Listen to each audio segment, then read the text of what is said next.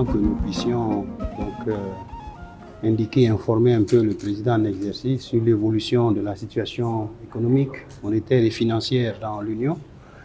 Et les éléments aujourd'hui concernant la situation immédiate, le court terme et le moyen terme.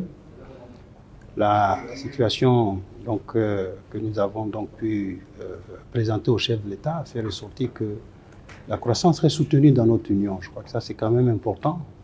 Nous avons fini l'année avec une croissance de 6% et elle devrait en 2023 être encore meilleure. On atteint une croissance de plus de 7%.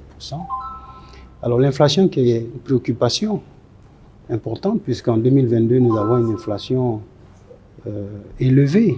Parce qu'on a une inflation de plus de 7% en moyenne, et avec des disparités entre les pays. Il y a des pays où il y a une inflation à 2 chiffres. Ici au Niger, les performances sont excellentes puisqu'on a une inflation même en deçà de 4%. Donc l'inflation a été pour la Banque centrale une préoccupation depuis plusieurs mois.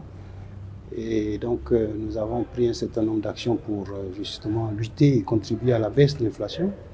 Il faut dire qu'avec les efforts qui ont été faits par les États membres pour contenir les pressions liées à la hausse des prix sur le pouvoir d'achat des populations et les actions également prises par la Banque centrale, donc on voit l'inflation qui commence à fléchir.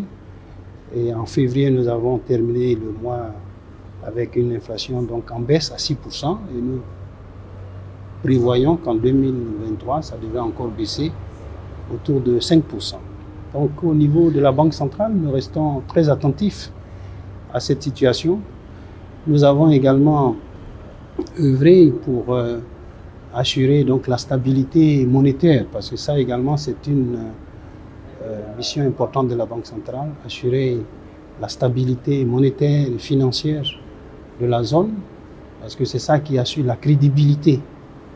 Et c'est cette crédibilité qui encourage les investissements, parce que les investisseurs ont confiance dans le système.